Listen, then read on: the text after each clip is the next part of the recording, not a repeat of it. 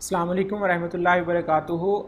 Binary operations के अगले lecture में आपको खुशामदीद। C plus plus from scratch के कोर्स सीरीज़ में आप मौजूद हैं, आप सबका शुक्रिया।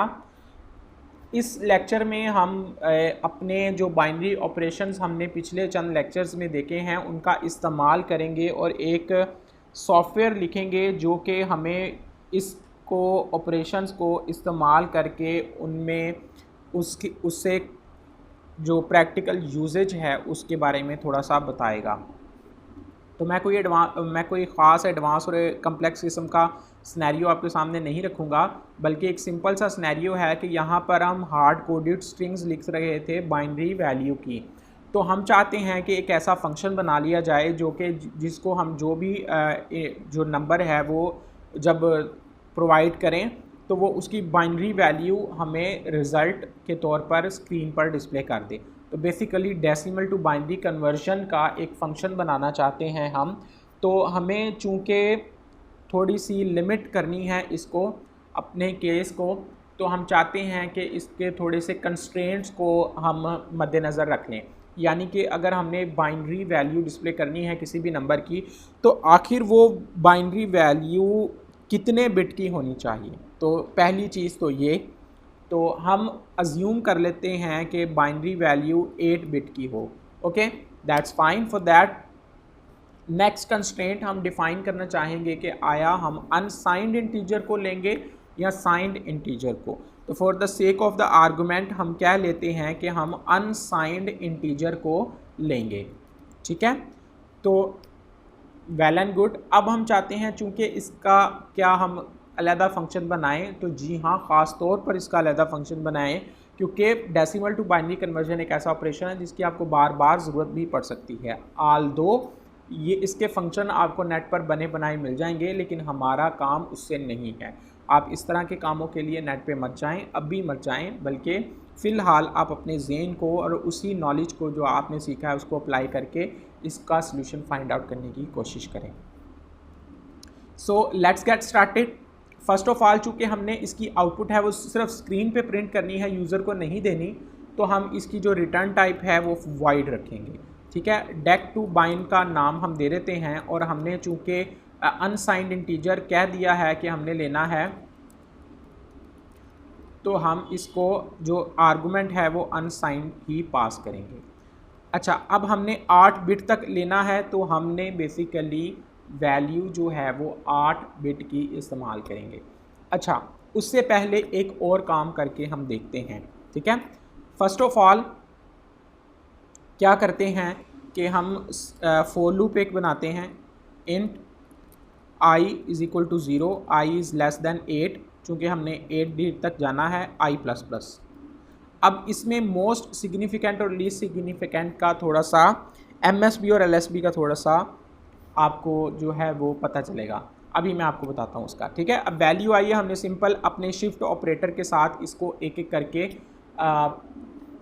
राइट साइड के ऊपर शिफ्ट करते जाते हैं, ताकि लीस्ट LSB की तरफ, MSB LSB की तरफ जाती जाए। Okay, so what should we do for that.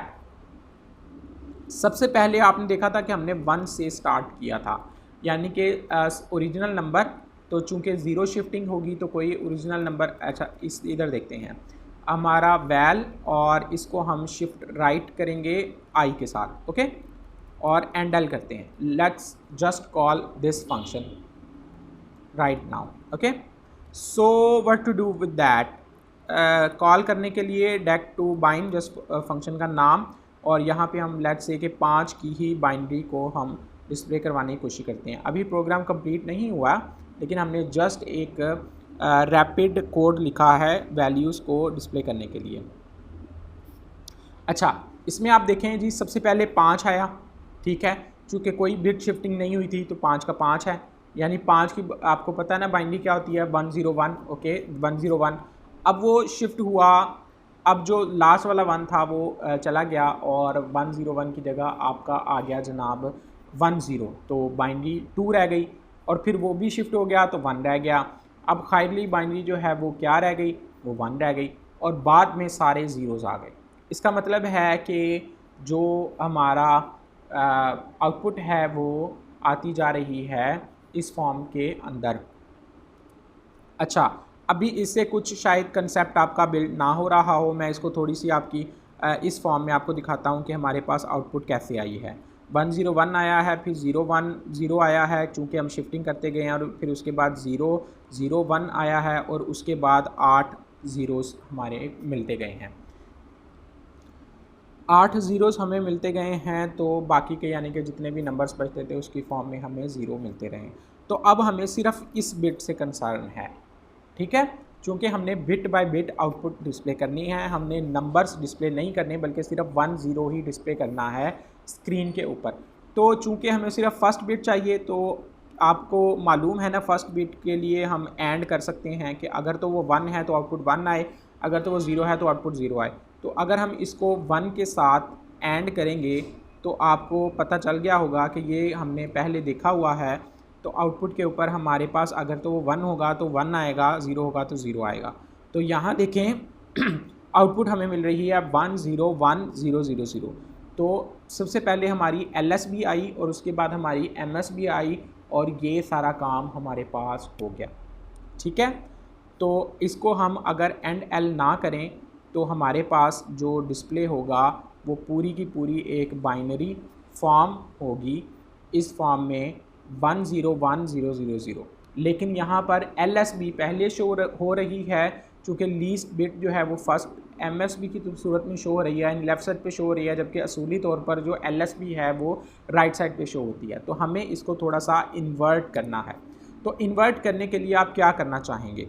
First of all आप देखें, शायद आप ये ख्याल करें कि जो फोर लूप है इसको इन्वर्ट कर दिया जाए, तो फौरी ख्याल तो यही है, तो हमें यही करना चाहिए। क्या ख्याल है? ठीक है, तो उसके लिए हमें स्टार्टिंग जो है वो 7 से करनी चाहिए, क्योंकि LSB 7 होती है, और हमें यहाँ तक 0 तक जाना चाहिए, 0 से पहले इसको ख़त्म नहीं करना चाहिए। और हम इसको जस्ट फोर लूप को इन्वर्ट करके चेक करते हैं कि हमारा रिज़ल्ट क्या आता है। तो एग्जैक्टली दैट्स करेक्ट, हमारा रिज़ल्ट जो है वो MSB और LSB आपस में कन्वर्ट हो चुकी हुई हैं, सिर्फ हमने फोर लूप को कन्वर्ट किया है, और 8 बिट की बाइनरी हमें डिस्प्ले हो रही है।